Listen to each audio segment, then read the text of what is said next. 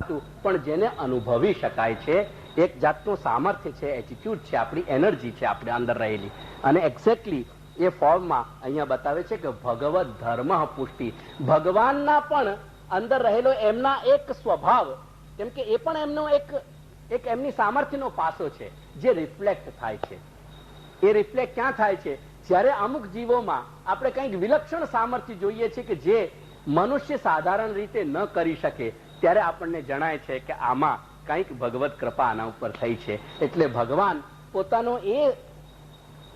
પોતાના સ્વરૂપનો એ પાસો જ્યારે કોઈ પણ જીવને કે વ્યક્તિ કે વસ્તુને પરિચિત કરાવે, એના ઉપર એનો પ્રયોગ કરે કે એનાથી એને આચ્છાદિત કરી દે, ત્યારે એ કૃપાને આપણે સમજી શકીએ. તેથી ભગવત ધર્મ પુષ્ટિ કહી રહ્યા છે. ભગવાનનો ધર્મ છે, ભગવાનમાં રહેલો એમના સંપૂર્ણ વ્યક્તિત્વનો એક જુદો, એક વિલક્ષણ પ્રકારનો પાસો. જેમ આપણા વ્યક્તિત્વનો સૂતા ઉઠતા બેસતા જાગતા કંઈક આપણું દરેક વ્યક્તિમાં કંઈક એક વિલક્ષણતા તો હોય જ.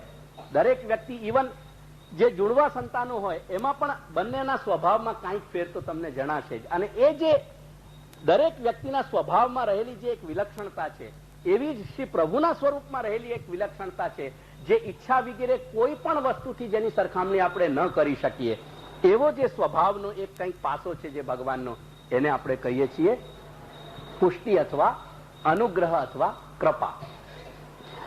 ત્યાં એ આગળ એને ખોલીને બતાવી રહ્યા છે કે સાચ વિલક્ષણા, અને એ સામર્થ્ય વિલક્ષણ છે. જુઓ, વિલક્ષણ શબ્દનો શું અર્થ થયો? લક્ષણ એટલે કાંઈક તમે એના ફીચર્સ બતાવો, અને ફીચર્સ બતાવીને તમે એને બતાવો કે જેમ કોઈક વ્યક્તિ ન જોઈ હોય આપણે, અને એને ત્યાં જઈને ઓળખવું હોય.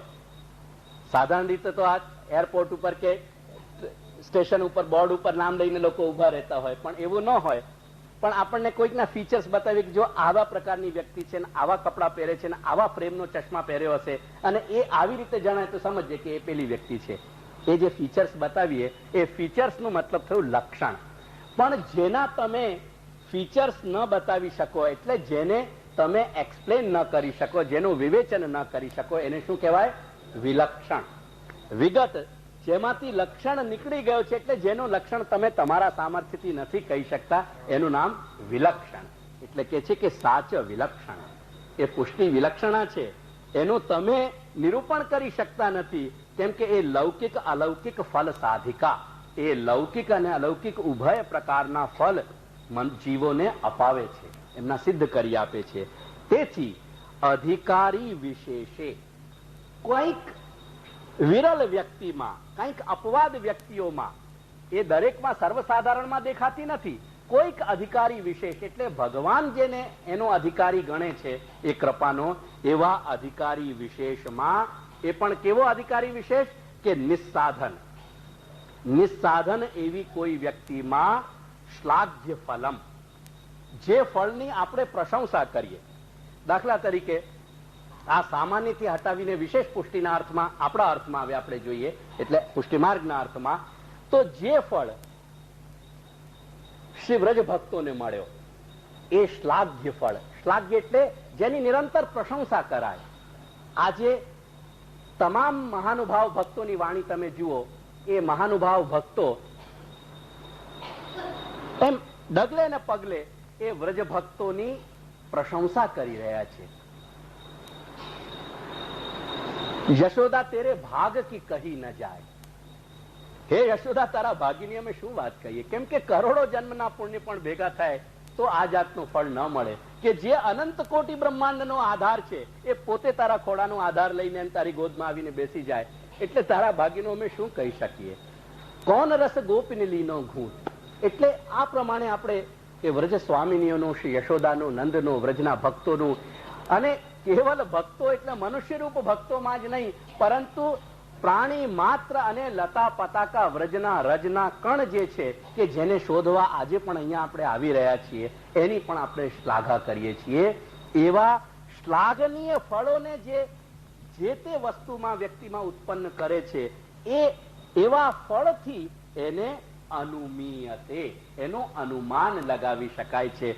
વ્રજ ભક્તોનો આપણે જયારે વિચાર કરીએ તો એમને જે ફળ મળ્યો એનાથી આપણે અનુમાન લગાડીએ છીએ કે ચોક્કસ એમના ઉપર ભગવત કૃપા હોવી જોઈએ. કેમ કે જો ભગવત કૃપા ના હોય તો આ જાતનું ફળ તો બ્રહ્માને નથી મળ્યો, એ શિવને નથી મળ્યો, કોઈને નથી મળ્યો, જે દેવાધિદેવ છે એમને પણ નથી મળ્યો. તો પછી કેવી રીતે આવા બિલકુલ નિસ્સાધન કે જેમને કોઈ પણ જાતની શુદ્ધિ કે કોઈ પણ જાતના કર્મ કે કોઈ પણ જાતનું જ્ઞાન તપ કાંઈ પણ નહોતું, અને બિલકુલ જે વ્રજના આહિર લોકો હતા, તમારા ગુજરાતમાં શું કે છે ને, ભરવાડ કે એ કે છે ને, એટલે આહિર કોટીના જે લોકો હતા એ અહીરોમાં જેમને કુળથી જેમની ઉત્તમતા નહીં કે જેમની વર્ણથી ઉત્તમતા નહીં, અને છતાંય એમને જે કાંઈ પણ મળ્યું એ એવું મળ્યું કે જે કોઈને ના મળ્યું. એટલે આવા કાર્યથી આપણે અનુમાન લગાડીએ છીએ કે નિશ્ચિત આ જે બન્યું એ આ પુષ્ટિથી બન્યું, કૃપાથી બન્યું. એ અહીં સામાન્ય પુષ્ટિનો પ્રસંગ ચાલે છે, છતાં મેં તમને સમજવા માટે વિશેષ પુષ્ટિનું ઉદાહરણ આપ્યું, કેમ કે જે તમારી થોડીક પરિચિત વસ્તુ હોય એનું ઉદાહરણ તમને વધારે સહજતાથી બેસી જશે. અને તે વાતને ફરીથી શ્રી મહાપ્રભુના શબ્દોથી પ્રમાણિત કરી રહ્યા છે કે અનુગ્રહો લોક સિદ્ધો ગૂઢ ભાવાન નિરૂપિત. અનુગ્રહ એક એવો છે કે ગૂઢ ભાવાત, એ ગૂઢ છે, ભગવાનના વ્યક્તિત્વમાં, ભગવાનના સ્વરૂપમાં રહેલો. જેમ આપણું વ્યક્તિત્વ કહીએ તેવી રીતે ભગવાનનું વ્યક્તિત્વ ના કહેવાય પણ સ્વરૂપ કહેવાય, કેમ કે અચિંત્ય સામર્થ્ય વાળો અસ્તિત્વ છે. તેથી તો ભગવાનના સ્વરૂપમાં એ અંદર અતિ ગૂઢતાથી ભરાયેલો છે, રહેલો છે. તેથી એને આપણે એનું નિર્વચન એટલે એનું વિવેચન નથી કરી શકતા, એને કંઈક સમજાવી નથી શકતા. તેથી લોક સિદ્ધ, એને આપણે કંઈક લોકના ઉદાહરણોથી પણ, લૌકિક કંઈક ઉદાહરણથી આપણે સમજી શકીએ છીએ, બાકી એને કોઈ વિવેચનથી આપણે સમજી શકતા નથી. કેમ કે એ ઇન્દ્રિયાતીત વસ્તુ છે, ઇન્દ્રિયથી અતીત છે, એને જાણી શકતા નથી. હવે લોક સિદ્ધનો મતલબ શું થયો એ પણ જો થોડુંક એને એંગલ શિફ્ટ કરો એટલે સમજાય તમને. પેલા બાળકોનું જોવાનું કેલિડોસ્કોપ આવે છે ને, એ કેલિડોસ્કોપનું ઉદાહરણ હંમેશા ધ્યાનમાં રાખ્યા કરો. હા, શ્રી મહાપ્રભુ આપણને ઈશ્વરની આ સૃષ્ટિ બતાવે છે ને, એ કેલિડોસ્કોપની માફક બતાવે છે. એમાં ટુકડા તો કાચના એટલા જ રહેવાના ગણતરીના, એમાં ગણતરીમાં કોઈ દિવસ ઓછું વધતી ના થાય. કલર્સ પણ એટલા જ હોય, પણ જયારે તમે સ્લાઇટ એને શિફ્ટ કરો એટલે દરેક વખતે શિફ્ટ કરો ડિઝાઇન બદલી જાય તમારી. એટલે સ્લાઇટ યુ શિફ્ટ ઇટ અને ડિઝાઇન બદલી જશે. એટલે એને શિફ્ટ કરવાનું છે.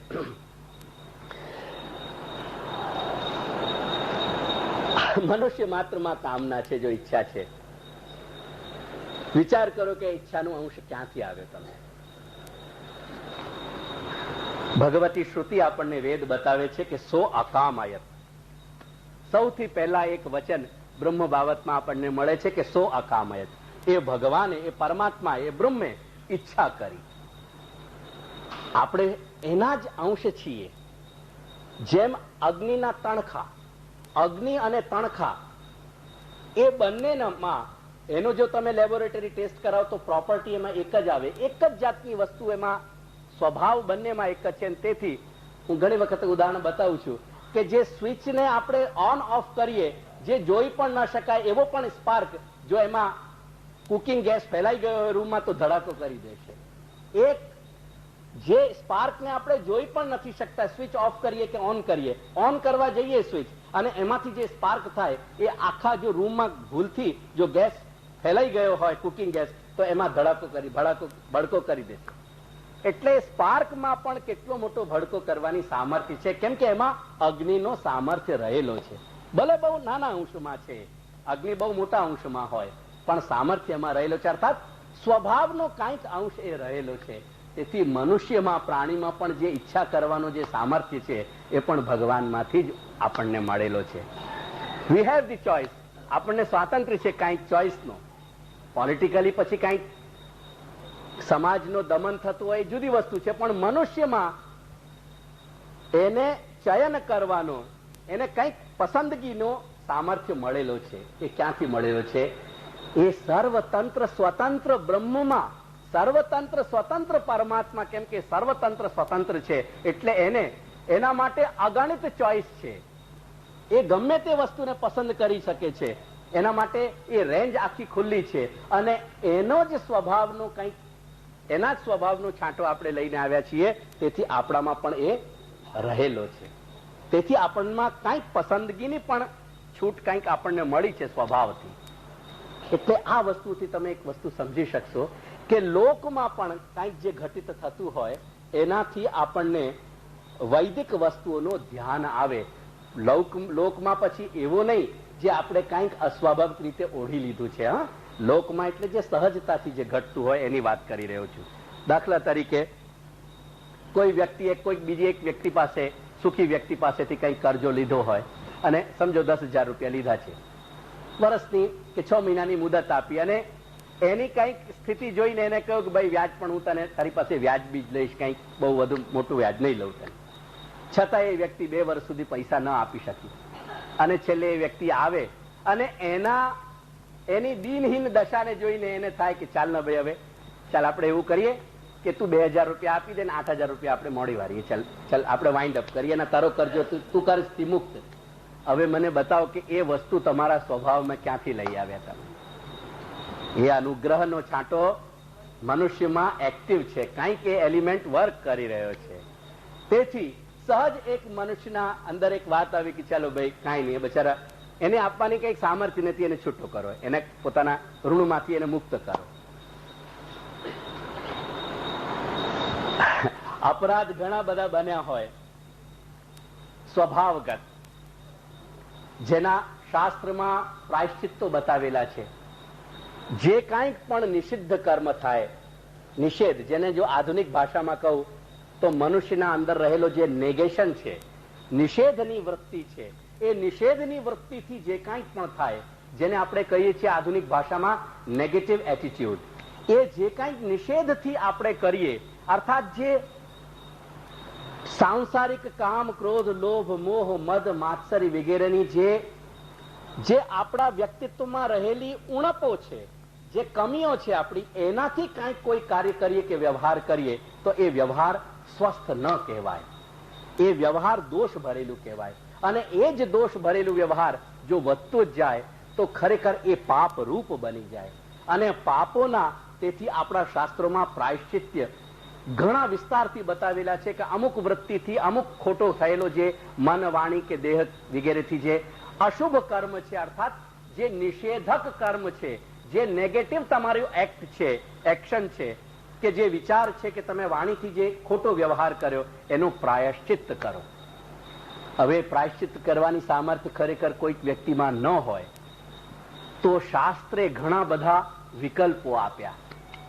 પહેલા તો મુખ્ય કલ્પ આપ્યું કે આ પાપનું આ પ્રાયશ્ચિત્ત, આ પાપની, આ ખોટા કર્મની આટલી પેનલ્ટી. પણ હવે એ પેનલ્ટી ભરવાની જો મનુષ્યની સામર્થ્ય ન હોય તો શાસ્ત્ર આગળ કહે છે કે ભાઈ આવું નહીં તો પછી આટલું કર, આટલું નહીં તો આ કર. એવી રીતે જે ઓપ્શન્સ આપ્યા છે, વિકલ્પો જે આપ્યા. હવે હું એક પ્રશ્ન પૂછું કે ઋષિ મહર્ષિઓએ વિકલ્પ શા માટે આપ્યા અને ક્યાંથી આપ્યા? વ્યવસ્થા તો વ્યવસ્થા છે, લો ઇઝ લો, કાયદો તો કાયદો છે, એમાં તો કોઈ જાતની છૂટછાટ થાય જ નહીં. છતાંય કાયદામાં છૂટછાટ એ લોકોએ આપી. શા માટે? કેમ કે અંતે એ ઋષિ મહર્ષિઓ પણ ભગવદ અંશ જ હતા અને એમનામાં એ કૃપાનો બીજ એક્ટિવ હતો. તેથી એક વખતે વ્યવસ્થા તો આપી કે આ પાપનો આ પ્રાયશ્ચિત્ત થાય, પણ છેલ્લે એમને સમજવું, એમને વિચાર કરવું પડ્યું કે ના, કોઈક મનુષ્ય છે, કોઈક તો સમર્થ આવો પ્રાયશ્ચિત્ત કરવામાં સમર્થ થાય, પણ કોઈકનો સામર્થ્ય ન હોય તો પછી શું થાય? એને કહે છે કે તું આ ન કરી શકતો તો આટલું કરી લેજે. એ પ્રાયશ્ચિત્તનો ક્રમ આપ્યો. એ બધું ક્યાંથી આવ્યો? તેથી એવા લોક સિદ્ધ જે મનુષ્યના સ્વભાવમાં, મૂળભૂત સ્વભાવમાં રહેલા જે પેટર્ન્સ છે, જે ડિઝાઇન આપણને આદિ અનાદિકાલથી દેખાય છે. આ વસ્તુ કંઈક આજે 10-20 વર્ષમાં નથી ઉપજી ગઈ, પણ આ મનુષ્યના સ્વભાવના તત્વો આપણે આદિ અનાદિ હજારો વર્ષોથી જોઈ શકીએ છીએ કે આવા તત્વ મનુષ્યના સ્વભાવમાં છે. અને આવા સ્વભાવોનું નામ જ અનુગ્રહ કે કૃપા છે. અને તેથી આપણે સમજી શકીએ છીએ કે લોકસિદ્ધ, લોકમાં આપણા વ્યવહારમાં આવું જણાય છે, તેથી આ નિશ્ચિતપણે ભગવાનમાં પણ આવું છે. એ વાતને શ્રી મહાપ્રભુએ અહીંયા આપણને બતાવી કે અનુગ્રહ લોક સિદ્ધ. લૌકિક આપણા મનુષ્યના સ્વભાવના અંશોમાંથી, તત્વોમાંથી આપણે એને સમજી શકીએ છીએ. અને તેથી અનુગ્રહનો બોધ આપણને થાય છે. અન્યથા અનુગ્રહ ગૂઢ ભાવાત, અનુગ્રહ ભગવત સ્વરૂપમાં અતિ ગૂઢતાથી રહેલું છે. એને મનુષ્યો નથી જાણી શકતા, એને દેવ નથી જાણી શકતા, અને એને અસુર પણ નથી જાણી શકતા, એને કોઈ નથી જાણી શકતો. તેથી એ અનુગ્રહનો પરિચય શ્રી મહાપ્રભુ આજ્ઞા કરે છે કે ભાગવતનો 6ઠ્ઠો સ્કંધ જે છે, જેમાં 19 અધ્યાય છે, એ 19 અધ્યાય વાળો 6ઠ્ઠો સ્કંધ આપણને દરેક અધ્યાયમાં જે જે કથા આવી છે તે કથાનો જ્યારે આપણે ખૂબ ગંભીરતાથી વિચાર કરીએ છીએ અને એનો અલૌકિક અર્થ જે એમાં ઇમ્પ્લાઇડ છે, જેનું સૂચન એમાં કરવામાં આવ્યો છે, એને જ્યારે વિચારીએ તો દરેક અધ્યાયની કથા, દરેક અધ્યાયનો જે પ્રસંગ છે, એ દરેક અધ્યાયનો પ્રસંગ આપણને એના બેકગ્રાઉન્ડમાં રહેલી જે અનુગ્રહની, કૃપાની જે એક કથા છે એને વારંવાર સૂચવે છે વિથ રેપિટેડ પેટર્ન. એ 19 અધ્યાયનો પેટર્ન જે છે, એની જે આખી ડિઝાઇન છે, જેમ કોઈ પણ પેટર્ન કઈ વસ્તુને કહેવાય, એ કોઈ પણ ડિઝાઇન વારંવાર ફરતી હોય, જ્યારે રિપીટ થતી હોય એને પેટર્ન કહેવાય. એટલે કૃપાની જે ડિઝાઇન છે એ ડિઝાઇન વારંવાર આ 6ઠ્ઠા સ્કંધમાં ફરે છે, આપણને મળે છે. તેથી આ સ્કંધનું નામ પુષ્ટિનો સ્કંધ થયો. અને સ્થાન પછી એટલે પંચમ સ્કંધ પછી 6ઠ્ઠો સ્કંધ જે આવ્યો એ પોષણ પુષ્ટિનો સ્કંધ કહેવાયો. કેમ કે એમાં રહેલા 19 અધ્યાય જે પ્રસંગો છે એ પુષ્ટિ, કૃપાનો કાંઈક સંકેત આપણને આપી રહ્યા છે. અને એ વાત શ્રી લાલુ ભટ્ટજીએ બતાવી કે એ અનુગ્રહ 6ઠ્ઠ સ્કંધે વર્ણિત. એ અનુગ્રહ આપણને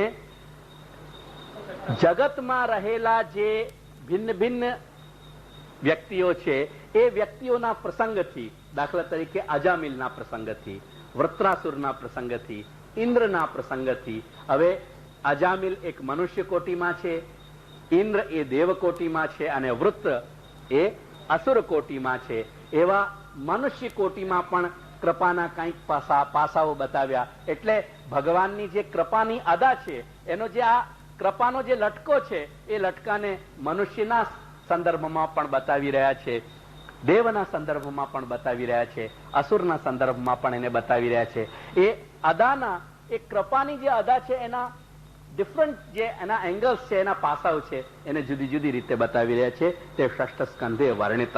તત્કાર્યમ વિવેચિતમ. વર્ણિત જે પ્રસંગો છે એ પ્રસંગોનું નામ પુષ્ટિ છે એ કે છે કે નહીં, એ પ્રસંગોમાં જે રીતે જે વસ્તુ બની છે, એ પ્રસંગો જેવી રીતે બન્યા છે, એ કાર્ય છે, એ કાર્ય પુષ્ટિ રૂપ છે. એ પુષ્ટિ રૂપ કાર્યથી, એટલે એ કાર્યથી એનું કારણ જે છે પુષ્ટિ, એ આપણને સમજવું છે. તેથી એનું કારણ પુષ્ટિરૂપ છે, અને પુષ્ટિરૂપ કારણથી એ કાર્ય પણ પુષ્ટિરૂપ કહેવાયા. જેમ મટ્ટીથી બનેલી એના જે પદાર્થો હોય એને આપણે મટ્ટીના જ કહીએ છીએ, એ રીતે પુષ્ટિરૂપ કારણથી બનેલું કાર્ય પણ પુષ્ટિરૂપ છે. તેથી કહે છે કે તત્કાર્યમ વિવેચિતમ, એનું વિવેચન કરીને ત્યાં બતાવ્યું છે. અને એ ક્યાં વિવેચિત કર્યું છે તો કહે છે કે અજામિલાદિષુ, અજામિલ વિગેરેના પ્રસંગોમાં. શા માટે એ પુષ્ટિનું કાર્ય અહીંયા બતાવ્યું, કે એ કાર્ય પુષ્ટિના કેવી રીતે કહેવાયા? તો કહે છે કે યતો, ફોર ધી રીઝન. યતો શબ્દ જે છે કેમ કે, જે ગુજરાતીમાં આપણે કહીએ ને કેમ કે, એ કેમ કે ના અર્થમાં યત કહે છે કે કેમ કે નિંદિત કર્મ નિરતઃ, નિંદિત જે કર્મ સહજ આપણી સામે પણ એ ચેષ્ટાઓનું વર્ણન આવે. જેમ કોઈ ખોટું કાર્ય થયું હોય, આપણે છાપા વાંચીએ સવારે જ, અને હેડલાઇન્સમાં જ દેખાય તો આપણને દેખતા જ એકદમ ગ્લાનિ થઈ કે અરે આ બહુ ખોટું થયું. એટલે નિંદિત કર્મ, જે વસ્તુને સાંભળતા, જોતા, વિચારતા આપણને ઘૃણા થાય, એ નિંદિત કર્મ નિરત, નિંદિત કર્મોમાં લાગેલો જે અજામિલ છે, એ મનુષ્ય કોટીમાં સંકેતિત ભગવાન નામના, એને કેવલ ભગવાન નામ મુખથી ઉચ્ચારણ કર્યો અને એ સંકેત માત્રથી મોચિત, એનો મોક્ષ મળી ગયો. હવે કેવી રીતે કંઈક ગણિત નથી બેસતું, 2 અને 2 આપણે જોડવા બેસીએ, કાંઈક તો 3 બેસે ને 5 બેસે, તો આપણી બુદ્ધિમાં આવે કેવી રીતે? કેમ કે આપણને તો એકલો એક એવી રીતે શીખવવામાં આવ્યો કે 2 અને 2 થાય એટલે 4 જ થાય, 3 ના થાય, 5 ના થાય. પણ અહીં તો બેસાડતા આપણે ગમે તે રીતે, ગમે તે એંગલ થી આપણે ગણતરી એની બેસાડીએ છીએ, પણ 2 થી 2 જયારે જોડવા જઈએ તો કાંક તો 3 બેસે છે, કાંક તો 5 બેસે છે. કેમ કે બને કેવી રીતે? જેને આખા જીવન ખોટા કર્મો કર્યા હોય એને પરિણામ કેવો મળી રહ્યો છે? ઉત્તમ કોટીનું પરિણામ મળ્યો છે, એને મોક્ષ મળી રહ્યું છે. એટલે નિંદિત કર્મ કરવા વાળો જે અજામિલ છે એને મોચિત ભગવાને એને મોક્ષ આપી દીધી. વિશ્વરૂપ દધીચી વૃત્રાણામ, વિશ્વરૂપ જેને પુરોહિતની ના સ્થાને વર્ણ કરવામાં આવ્યો, ગુરુ સ્થાને, તો જેને પોતાના ગુરુ સ્થાને વર્ણ કરવામાં આવ્યો એવા વિશ્વરૂપનો ઇન્દ્રે વધ કરી દીધો. કેમ કે જયારે ઇન્દ્રે જોયું કે આ વિશ્વરૂપ દેવોનો પણ હિત કરે છે અને અસુરોનો પણ હિત કરી રહ્યો છે, એટલે ઇન્દ્રથી સહન ના થયું, એને વિશ્વરૂપનો વધ કર્યો. એટલે વિશ્વરૂપને માર્યા, જે આચાર્ય કોટીમાં હતા, અને દધીચી જે ઉચ્ચ કોટીના યોગી હતા, બ્રહ્મજ્ઞાની હતા. કેમ કે એમની અસ્થિઓથી વજ્ર બનાવવામાં આવ્યો, જે વજ્રથી વૃત્રાસુરને માર્યો. એટલે દધીચી એ બ્રહ્મજ્ઞાનીના કોટીના, અત્યંત ઋષિ કોટીના વ્યક્તિ હતા, ઉચ્ચ કોટીના. તેથી અને ભક્ત વૃત્રાસુર જે છે એ ખરેખર પુષ્ટિકોટીના ભક્ત છે. તેથી એ કહી રહ્યા છે કે મને કાંઈ નથી જોતું, તમે જે કાંઈક પણ આપવા માંગતા હો મોક્ષ પર્યંત, એ બધું કાંઈ નથી જોઈતું, મને તો તમે જોયો છો. એટલે તમારી મને આવશ્યકતા છે કહીને પોતાનું પુષ્ટિપણું બતાવે છે. એ કેવી રીતે છે એ આપણે આગળના પ્રસંગમાં જોઈશું. એટલે આ રીતે કર્મી, જ્ઞાન અને ભક્ત, કર્મ કરાવનાર વિશ્વરૂપ, જ્ઞાન પરમ બ્રહ્મ જ્ઞાનના ને ધરાવનાર દધીચી અને પરમ કોટીના ભક્ત વૃત્રાસુર, આ 3 અતિ ઉચ્ચ કોટીના લોકોનો જેને વધ કર્યો એવા હંતા, એટલે કે એમને મારનાર જે ઇન્દ્ર છે એ કેવો છે? એને શું મળવું જોઈએ? He should have been પેનલાઇઝ. એને તો સજા મળવી જોઈતી હતી. તેથી કે છે કે અનિષ્ટ ફલ ભોગ યોગ્ય. એ અનિષ્ટ ફલ, અનિષ્ટ એટલે અત્યંત અશુભ ફળ એને મળવો જોઈતો હતો, એના જ જેવો હતો. એની બધી ચેષ્ટાઓ એવી હતી. ત્યાં કે છે કે શક્ર, છતાંય એ શક્ર એટલે કે ઇન્દ્ર પુષ્ટ્યા, ભગવાનની કૃપાના કારણે રક્ષિત, એની રક્ષા થઈ ગઈ અને એનો વૈભવ પ્રત્યુત વધ્યો, ઘટ્યો નહીં. એટલે આ કેવી વાત છે? એટલે ગમે ત્યાંથી જુઓ તમે, 2 અને 2 4 નથી બનતા, કાંઈક 3 બેસે છે, કાંઈક 5 બેસે છે. અને એ 2 અને 2 ની ગણતરીને 5 કરાવનારી જો કોઈ સામર્થ્ય હોય તો એ સામર્થ્ય પુષ્ટિ છે, બીજી કોઈ સામર્થ્ય નથી. તેથી કે છે, ત્રીજો પ્રસંગ આપે છે કે દિતિ ગર્ભો, દિતિએ એવો વ્રત રાખ્યો કે જે વ્રત મનુષ્ય કોટીમાં રાખવો અતિ દુર્લભ છે. એ સંપૂર્ણ વ્રત રાખીને પણ જે ગર્ભ, જયારે એમને, કેમ કે એને એક જ તકલીફ હતી કે દેવતાઓ મારો સર્વનાશ કર્યો છે, એટલે મારા ગર્ભમાં એવો પુત્ર ઉત્પન્ન થવો જોઈએ કે જે એમનાથી આ વેરને, મારા વેરને પૂરો સિદ્ધ કરી શકે. એટલે મારા પ્રત્યે જે કંઈ ખોટું થયું છે એનો મને બદલો લેવો છે એનાથી. એવી ભાવથી જે દિતિ ગર્ભ, દિતિના ગર્ભમાં જે એક અસ્તિત્વ હતો, ઇન્દ્ર એને જાણી ગયો અને એને સમાપ્ત કરવા આવ્યો. તો 1ના 7 ટુકડા કરાય, એ 7 1ના 7 ટુકડા થઈને 7 અસ્તિત્વ થયા. અને 7 ને ફરી 7 માં કાપ્યો એટલે 49 થયા. અને એ 49 જયારે અસ્તિત્વમાં ટકી રહ્યા એટલે ઇન્દ્ર પણ ગભરાઈ ગયો કે આ શું ક્રીડા થઈ રહી છે, આ છે શું? જે વજ્ર મારો પ્રયોગ થાય અને સર્વનાશ થાય એની જગ્યાએ આ તો એકમાંથી અનેકની ઉત્પત્તિ થઈ રહી છે. એટલે 2 ને 2 ગણિત 5 બેસી રહ્યું છે, જો 4 નથી થતું. તેથી કે છે આ બધું જે કંઈક બની રહ્યું છે એ બધું પુષ્ટિના કારણે છે. એવમ ઇન્દ્રે મહાપુષ્ટિ સર્વ બાધા નિરૂપિતા. શ્રી મહાપ્રભુએ તેથી નિબંધમાં બતાવ્યું કે એવમ ઇન્દ્રે મહાપુષ્ટિ, આ મહાપુષ્ટિ, આ પુષ્ટિ જે છે ઇન્દ્ર ઉપર શ્રી ભગવાને કરી, અને જેનાથી એની સર્વ બાધા, સર્વનો બાધ થઈ ગયો. ત્યાં એને જે કંઈક પણ પરિણામ મળવા જોઈએ ખોટા, એ પરિણામ ન મળ્યા. અને એવી જ રીતે દૈત્યોમાં ના પ્રસંગમાં પણ એ પુષ્ટિએ કેવી રીતે બાધા કરી. એટલે દૈત્યોનું જે પરિણામ ખોટું આવવું જોઈએ, ફીડબેક ક્યાં હો રહી है? ન આવીને અને એમને પણ ઉત્તમ કોટીના ફળ મળ્યા, એ પણ પુષ્ટિનું કાર્ય છે. તેથી મહાપુષ્ટિત્વ અહીંયા બતાવી રહ્યા છે શ્રી મહાપ્રભુ. હવે મહાપુષ્ટિપણું કે મહાપુષ્ટિત્વ શું છે? તો કે છે કે મહાપુષ્ટિત્વંતુ બલવત પ્રતિબંધ નિવૃત્તિ પૂર્વક. બલવાનથી બલવાન, અત્યંત પ્રબળ પ્રતિબંધક હોય, બાધક હોય, એ અત્યંત પ્રબળ બાધકોને પણ જે દૂર કરીને અને સ્વપાદા વાપ્તિ, અત્યંત પ્રબળ પ્રતિબંધોને દૂર કરાવી અને ભગવાન જ્યારે પોતાના ચરણારવિંદની પ્રાપ્તિ કરાવી દે, એનું નામ છે મહાપુષ્ટિ. બે શબ્દો છે, સર્વ બાધા અને મહાપુષ્ટિ. એટલે મહાપુષ્ટિનો અર્થ બતાવ્યો કે જે બળવાન, અતિ બળવાન પ્રતિબંધોને દૂર કરીને ચરણારવિંદની પ્રાપ્તિ કરાવે, એનું નામ મહાપુષ્ટિ. અને સર્વ બાધાને બતાવે છે કે સર્વ શબ્દેને કાલ કર્મ સ્વભાવાગ્રાહ્ય, સર્વનો બાધ કરનાર છે પુષ્ટિ. અને સર્વમાં પણ સૌથી બલવાન કોણ છે? કાલ, કર્મ અને સ્વભાવ. અસલમાં પરબ્રહ્મથી અક્ષર બ્રહ્મ, અક્ષર બ્રહ્મનું આજે મને વિવેચન કઈ નથી કરવું, પણ જે આપણા ત્યાં ઉત્પત્તિનો ક્રમ છે એ પરબ્રહ્મ અને અક્ષર બ્રહ્મ એ તો સ્વરૂપની અવસ્થાઓ છે. કેમ કે અક્ષર બ્રહ્મ પરબ્રહ્મની સ્વરૂપાવસ્થા છે, એ કઈ કાર્ય અવસ્થા નથી.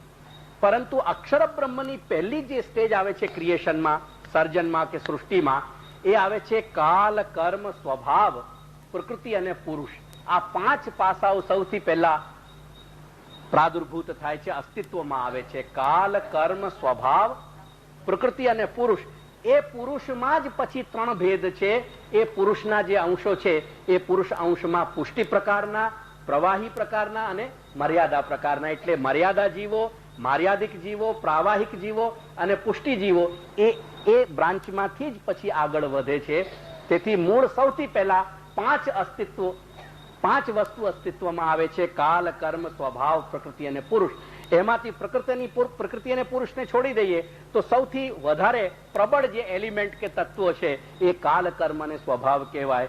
એ કાલ, કર્મ અને સ્વભાવનું પણ બાધ કરી શકે, કાળની ગતિને અટકાવી દે. એટલે કાળની જે એક્શન છે એ કાળની પણ ક્રિયાને અટકાવી દે, કર્મના ઇફેક્ટને અટકાવી દે અને સ્વભાવના ઇફેક્ટને પણ જે અટકાવી દે, એનું નામ કાલ, કર્મ, સ્વભાવ, સર્વ બાધા. એટલે સર્વ શબ્દથી અહીં ત્રણ વસ્તુ આપણે સમજવાની છે, કાલ, કર્મ અને સ્વભાવ. એ ત્રણોનો બાધ કરનારો જે સામર્થ્ય છે એ સર્વ બાધક, એટલે સર્વને અટકાવનારી એ પુષ્ટિ છે.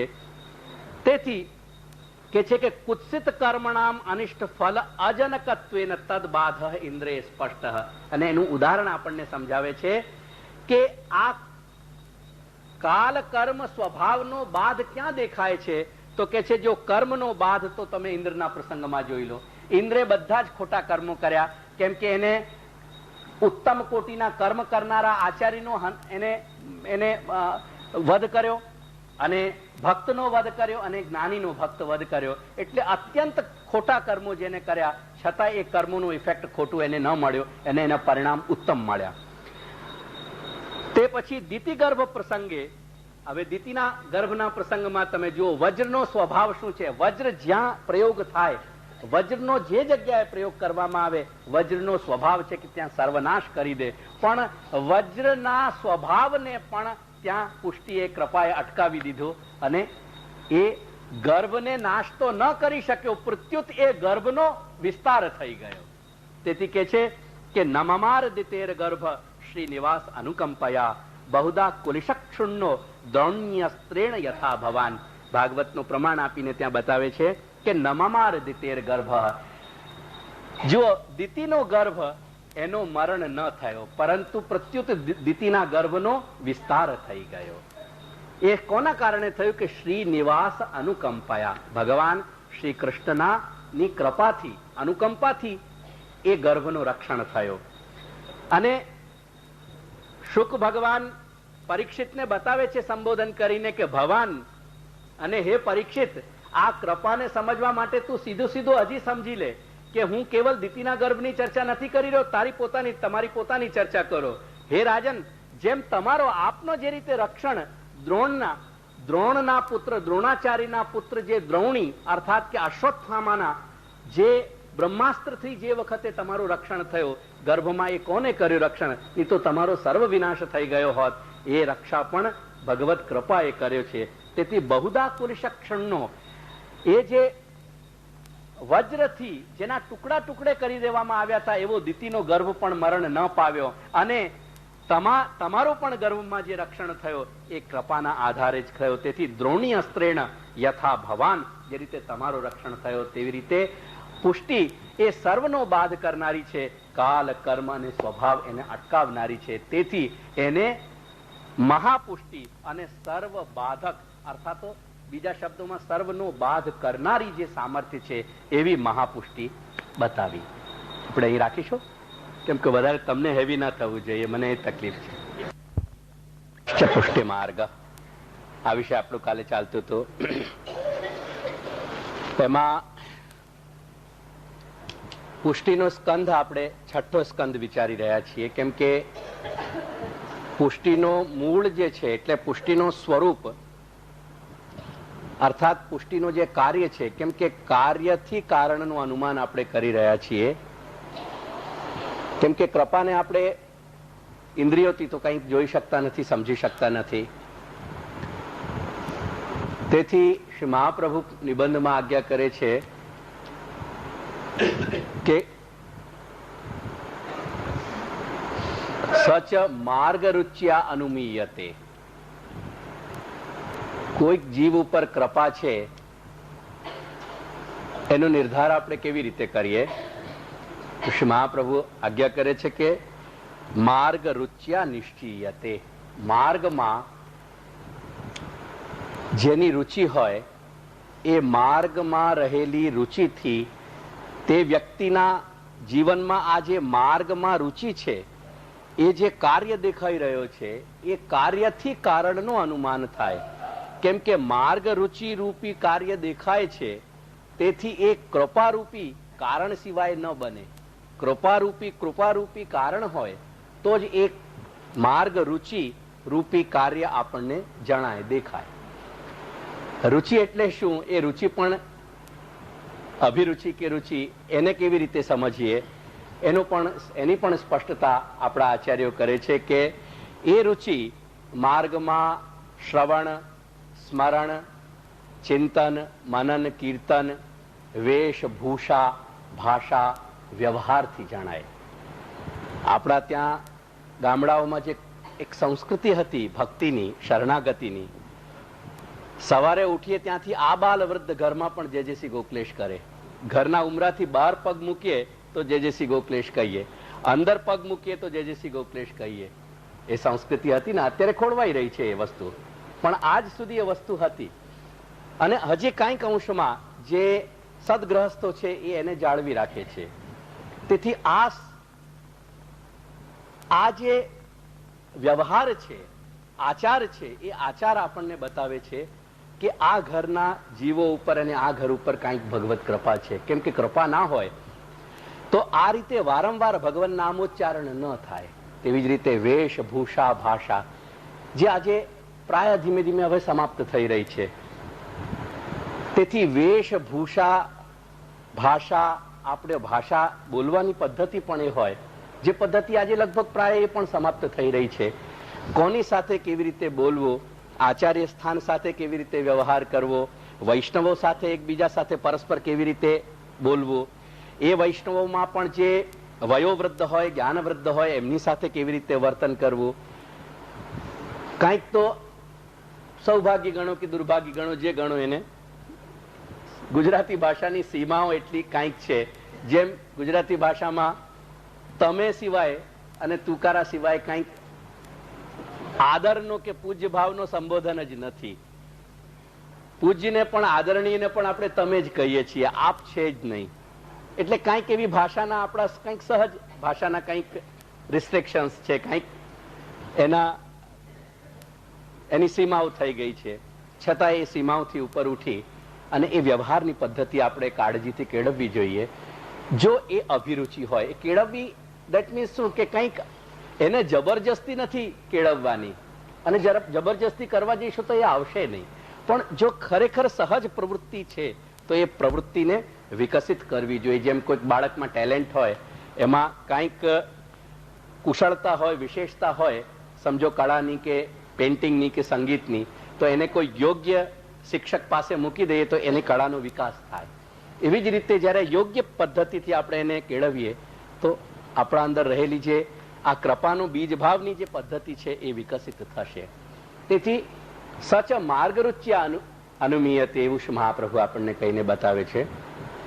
તો ષષ્ઠ સ્કંધમાં, છઠ્ઠા સ્કંધમાં જે 19 અધ્યાયો છે, 19 અધ્યાયનો પણ તમે વિચાર કરો કે શા માટે 19 અધ્યાય ત્યાં બતાવ્યા. કેમ કે પુષ્ટિનું સ્વરૂપ બતાવી રહ્યા છે. શ્રીમદ ભાગવતમાં સંપૂર્ણ શ્રીમદ ભાગવત દ્વાદશ સ્કંધાત્મક જે છે એમાં દરેક સ્કંધ અને એ સ્કંધમાં રહેલા પ્રકરણમાં રહેલા જે અધ્યાયો અને અધ્યાયમાં જે પ્રસંગ આવે છે, દરેક પ્રસંગનો કંઈક એના અંદર રહેલો, એ પ્રસંગમાં રહેલો જે સમાધિ ભાષાનો ગૂઢ આશય છે એ ગૂઢ આશયને આપણને સમજાવે છે. દાખલા તરીકે 19 અધ્યાય છઠ્ઠા સ્કંદમાં બતાવેલા છે. એ 19 અધ્યાય નો હેતુ શું છે એની સ્પષ્ટતા શ્રી મહાપ્રભુ આપણને બતાવે છે. ભગવાનનો સંબંધ જીવથી જે થાય એના 3 પાસા છે. મન અર્થાત અંતઃકરણ, વાણી અને દેહ. એટલે મન, વાણી અને દેહ, શરીર. મનથી એટલે વાણીથી નામોચ્ચારણ થાય. મન અર્થાત અંતઃકરણથી 4 વસ્તુ આવી ગઈ: ચિત્ત, મન, અહમ અને બુદ્ધિ. એ 4થી ધ્યાન થાય. યદ્યપિ મનનો સંબંધ તો દરેક ઇન્દ્રિય સાથે હોવો જરૂરી છે. જો સંબંધ ન હોય તો આપણને એ વસ્તુનો બોધ જ ન થાય. રસ્તામાં આપણે જતા હોઈએ, કોઈ પરિચિત વ્યક્તિ મળે, પણ મન આપણું કોઈક જગ્યાએ લાગેલું હોય, સામેથી નીકળી જાય. આપણી આંખોએ તો એને જોયું, પણ આપણે એને ઓળખી ન શક્યા, અને પછીથી એ મળે ને આપણને કે ભાઈ તમે મળ્યા પણ કંઈક તમે જોયું નહીં મારી તરફ, તો આપણે કંઈક ભાઈ બન્યું હશે, પણ મારું ધ્યાન કંઈક જુદું હતું, કંઈક બીજે હતું. એટલે મન બીજે હોય તો કોઈક વસ્તુનો બોધ ના થાય. તો મનનું તો દરેક ઇન્દ્રિય સાથે સંબંધ હોવો અપેક્ષિત જ છે. તો ધ્યાન, એ ધ્યાનમાં સર્વ ઇન્દ્રિયોનો સમાવેશ કરીને 14 અધ્યાય એ ધ્યાન પ્રકરણના બતાવ્યા છે. નામ પ્રકરણના 3 અધ્યાય બતાવ્યા. એક સામાન્ય રૂપરેખા આપું છું, કેમ કે નામ એમાં શ્રવણ આવે. નામનો એટલે શબ્દનું શ્રવણ થાય, શબ્દનું કથન થાય અને શબ્દનું સ્મરણ થાય. તેથી નામ કે શબ્દના 3 પાસા છે: શ્રવણ, કથન અને સ્મરણ. તેથી 3 અધ્યાય નામ પ્રકરણમાં. ધ્યાનમાં 14 આસ્પેક્ટ છે, એટલે 14 અધ્યાય ધ્યાન પ્રકરણના. અને અર્ચન અર્થાત પૂજા, જે બહિરંગ સેવા, આપણે સેવામાં જેમ દેહનો સંપૂર્ણ વિનિયોગ થાય છે, એ અર્ચન અથવા પૂજા, એ એના 2 અંગ છે: અંતરંગ અને બહિરંગ. અંતરંગ જે સેવાનો વિભાગ છે, પૂજા શબ્દને કહો કે સેવા કહો, કેમ કે સાધન કક્ષાની જે સેવા હોય છે એને આપણા ત્યાં પૂજા કહેવાય છે. પૂજા શબ્દથી પણ એનો વ્યવહાર થાય છે, અને જે પરિપક્વ અવસ્થા છે એને સેવા કહેવાય છે. એટલે પૂજા અને સેવા મોટા ભાગે આપણા ગ્રંથોમાં જે શબ્દો બંને આવે છે એ સમાનાર્થક રીતે આવે છે. તો પૂજામાં, જો પૂજાના એકચ્યુઅલી 3 આસ્પેક્ટ છે સેવાના. એક તો અંતરંગ, અને એ અંતરંગતમ જે આસ્પેક્ટ છે પૂજાનો કે સેવાનો, ત્યાં જ શ્રી મહાપ્રભુનો આશય રહેલો છે, તાત્પર્ય.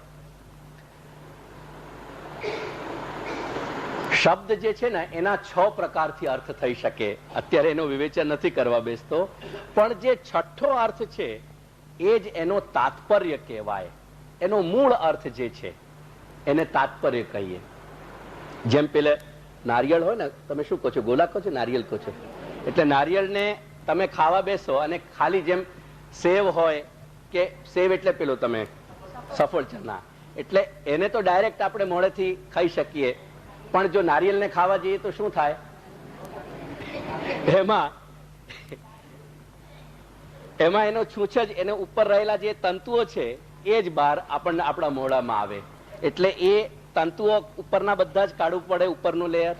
તે પછી અંદર રહેલું, એના અંદર કાસ્ટનો જે આખો લેયર છે એ કાઢવો પડે. તે પછી પણ અંદર જે એના ઉપર ગોલા ઉપર રહેલું જે આખું કાળો કલરનું જે એનું વળી પછી એક લેયર હોય છે એને પણ આપણને કાઢીએ, ત્યારે એનો નારિયેળનો સ્વાદ આવે અને એનો આસ્વાદન થઈ શકે કે એને ખાઈ શકીએ આપણે. એટલે જેમ એના ઘણા બધા ઉપરના જે પરત છે એના અંદર એનો મૂળ તત્વ છુપાયેલો છે, એવી જ રીતે તાત્પર્ય એ સૌથી અંદર શબ્દમાં રહેલો હોય છે. અને શ્રી મહાપ્રભુનો મૂળ જે તાત્પર્ય છે સેવાનો, એ અસલમાં એમાં રહેલો જે એનો અંતરંગ આસ્પેક્ટ છે, એ અંતરંગ આસ્પેક્ટ શ્રી મહાપ્રભુ કહેવા માંગે છે. અને એ અંતરંગ જે અર્થ છે તે છે ભાવ ભાવનાનું.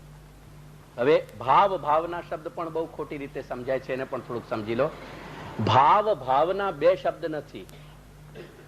તમે ભાવ ભાવના શબ્દ બોલતા હશો ને ઘણી વખતે તમે બોલો છો, પણ એનો અર્થ આપણે નથી જાણતા.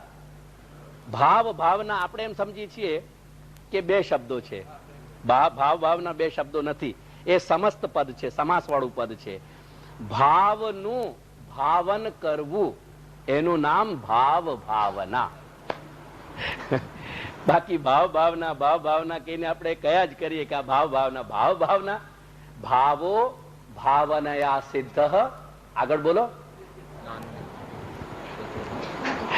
નથી આવડતું?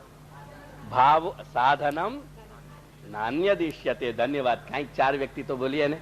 ભાવો ભાવનયા સિદ્ધ સાધનમ નાન્યદ ઇષ્યતે. શ્રી મહાપ્રભુ શું આજ્ઞા કરે છે કે ભાવો ભાવનયા સિદ્ધ. જે ભાવ છે, ભાવ એટલે એ જે સાનુભાવ કે રસાત્મક સ્થિતિ છે, જ્યાં જીવાત્મા મનુષ્ય જ્યાં પરમાત્માનો અનુભવ કરી શકે, એ જે ભાવની સ્થિતિ છે, જે ભાવની સ્થિતિ શ્રી વ્રજ ભક્તોએ અનુભવી, એ એમની ઓરિજિનલ સ્ટેટ હતી. એટલે એમની મૂળ અવસ્થા, મૌલિક અવસ્થા હતી. કેમ કે એમને કૃપાથી અવતાર દશામાં હતા, તેથી જે કાંઈ પણ એમના મનનો, આખા માનસનો જે ગઠન હતો, એમના માનસમાં જે કાંઈ પણ માનસની અવસ્થા હતી, એ સંપૂર્ણ માનસની અવસ્થા અથવા એની અભિવ્યક્તિનું નામ આપણે ભાવ આપીએ છીએ. જેમ શ્રી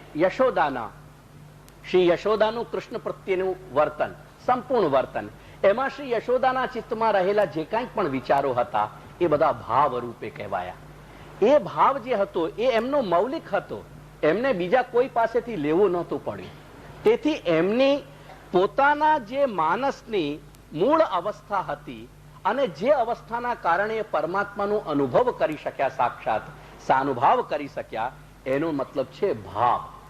જેમ વાર્તા ઉપરથી સમજો કે વાર્તાઓમાં જ્યારે ભક્ત સેવા શરૂ કરે છે એ સાધન અવસ્થા હોય છે, અને જ્યારે એમને સાનુભાવ સિદ્ધ થઈ જાય છે શ્રી પ્રભુનો, પ્રભુ સાથેનો જ્યારે વ્યવહાર એ કરવા લાગે છે પ્રત્યક્ષ રીતે, સાક્ષાત રીતે, એને આપણે સિદ્ધ અવસ્થા કહીએ છીએ, અથવા તો પરિપક્વ અવસ્થા કહીએ છીએ, જેનો બીજો નામ છે આપણા ત્યાં માનસી સ્થિતિ. માનસીનો મતલબ એવું નથી કે આંખ મીચીને કંઈક ભગવાન ઠાકોરજીનું ધ્યાન કર્યા કરવું, જે આજકાલ લોકો સમજવા લાગ્યા છે. માનસીનો મતલબ છે કે જે પરિપક્વ અવસ્થા છે, જ્યાં શ્રી પ્રભુ સાથે સાનુભાવ સિદ્ધ થઈ ગયો. એટલે જે માનસીની અવસ્થા છે એનો જ બીજો નામ છે ભાવની અવસ્થા. અને જે સાધનની અવસ્થા છે એનો બીજો નામ છે ભાવનાની અવસ્થા. ભાવ અને ભાવનામાં એટલો ફેર છે. ભાવ એ સિદ્ધ અવસ્થા છે, એટલે પરિપક્વ અવસ્થા છે, ફલ અવસ્થા છે, અને ભાવના એ સાધન અવસ્થા છે. જેમ વાર્તાઓમાં ઘણા બધા પ્રસંગોમાં આવે છે કે જે પોઈન્ટ સુધી તે જીવોને સાનુભાવ સિદ્ધ નહોતો થયો, તે પોઈન્ટ સુધી એમની સેવા જે હતી એ ભાવનાની સેવા હતી, સાધન અવસ્થાની સેવા હતી. અને જે પોઈન્ટ પછી એમને સાનુભાવ સિદ્ધ થઈ ગયો તે અવસ્થા ફલ અવસ્થા હતી, ભાવની અવસ્થા હતી. તેથી શ્રી મહાપ્રભુ આપણને સમજાવે છે કે ભાવો ભાવનયા સિદ્ધ સાધનમ નાન્યદ ઇષ્યતે. કેમ કે શ્રી મહાપ્રભુ આપણને કોની સેવા બતાવી રહ્યા છે? સર્વદા સર્વભાવેન કોણ ભજનીય છે? વ્રજાધિપ ભજનીય છે. વ્રજના જે અધિપ છે, સ્વામી છે, જેમને પોતે અનંત કોટી બ્રહ્માંડના સ્વામી હોવા છતાં પણ એ સ્વામિત્વ છોડી દઈને અને કેવલ એક નાનકડા વ્રજનો આધિપત્ય સ્વામિત્વ સ્વીકાર્યો, એવા વ્રજના અધિપની સેવા શ્રી મહાપ્રભુ આપણને બતાવી રહ્યા છે. તેથી પુષ્ટિ માર્ગના કોઈ પણ અનુયાયી માટે વ્રજના ભક્તોની ભાવના, બીજા શબ્દોમાં હું કહું તો વ્રજના ભક્તોનો જે ભાવ હતો, અનંત પ્રકારના અનેક પ્રકારના જે ભાવ હતા પ્રતિભક્તના ભેદથી, એ ભાવોમાંથી પોતાના સ્વભાવ સાથે મેળ ખાતા જે ભાવ છે એ ભાવોનું ભાવન કરીને, એમની ભાવના કરીને અને સાધન અવસ્થામાંથી ધીમે ધીમે ફલ અવસ્થા સુધી વધવું છે. તેથી મહાપ્રભુ આજ્ઞા કરે છે ભાવ ભાવનયા સિદ્ધ. ભાવનયા એ ભાવના શબ્દનો તૃતીય વિભક્તિનો પ્રયોગ છે સંસ્કૃતમાં, અને તૃતીય વિભક્તિ જ્યાં આવે ને ત્યાં એ ઇન્સ્ટ્રુમેન્ટના અર્થમાં આવે. ઇન્સ્ટ્રુમેન્ટ એટલે શું? કરણ, સાધન. સાધનને ઇન્સ્ટ્રુમેન્ટ કહેવાય. તેથી ભાવનાને શ્રી મહાપ્રભુ શું બતાવી રહ્યા છે? સાધન બતાવી રહ્યા છે. ભાવના રૂપી સાધનથી આપણે ભાવરૂપી ફલમાં પહોંચી શકશું. તેથી શ્રી મહાપ્રભુ આજ્ઞા કરે છે કે ભાવો ભાવનયા સિદ્ધ. તો જ્યારે તમે ભાવ ભાવના કરવી એ શબ્દનો પ્રયોગ કરો છો, એનો મતલબ શું થયો એ સમજી લો. એ શબ્દનો ઘણો બધો દુરુપયોગ આજ સુધી આ 5-50 વર્ષમાં થયો છે. ભાવ ભાવના કરવી, ત્યાં જે ભાવના શબ્દ છે એ ક્રિયાપદ છે, ક્રિયાવાચી છે. ભાવની ભાવના કરવી. વ્રજ